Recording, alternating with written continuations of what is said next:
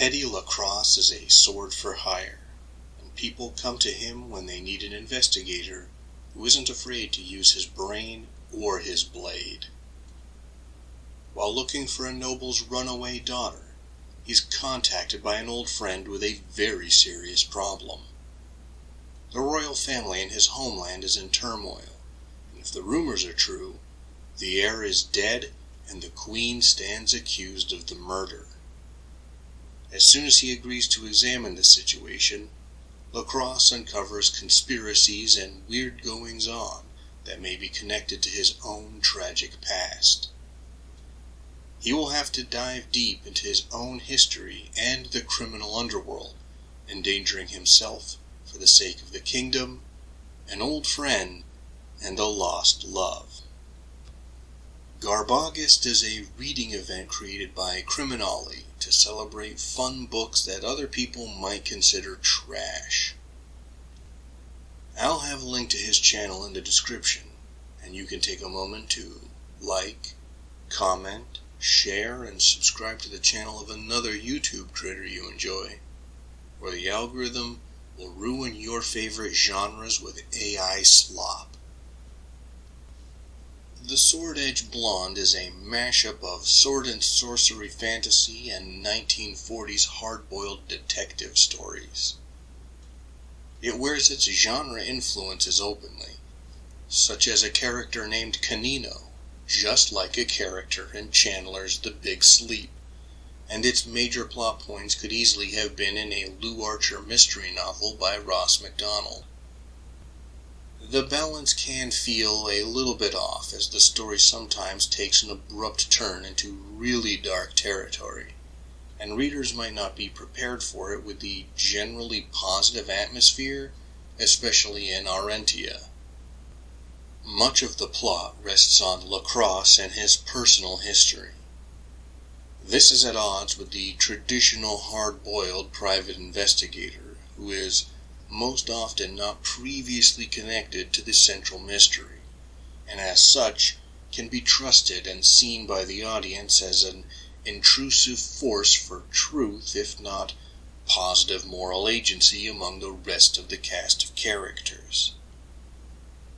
Making so much of the story dependent on Lacrosse investigating his own past and connection to the main story involving Arentia's royal family creates an atmosphere more like a character drama than a hard-boiled confrontation with crime and social corruption.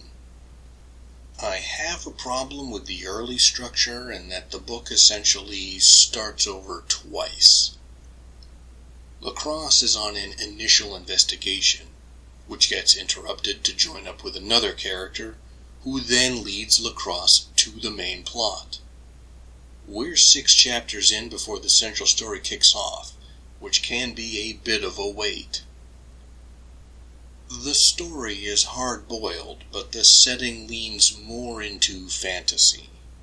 As such, there is magic, goddesses, curses, and whatnot, which are in some ways a known quantity in the setting. This knowledge, however, doesn't seem to have made any difference when it comes to society at large, or to criminal investigation specifically, which might seem like an oversight to some readers. Your mileage will vary as to whether or not you find this aspect of the novel disruptive. The language and concepts in the book are very contemporary, which I know can irritate some fantasy readers.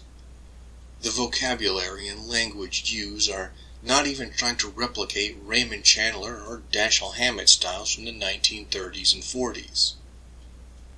Lacrosse and most other characters sound like they live in 2020's America and use terms like socioeconomic when talking with one another, or just in the first-person narration by Lacrosse.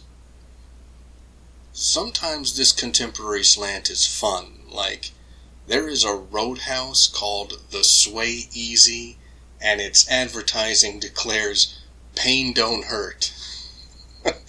I can see where some readers might think the tone and references and whatnot are distracting or cheesy or too ironic, or possibly even parody.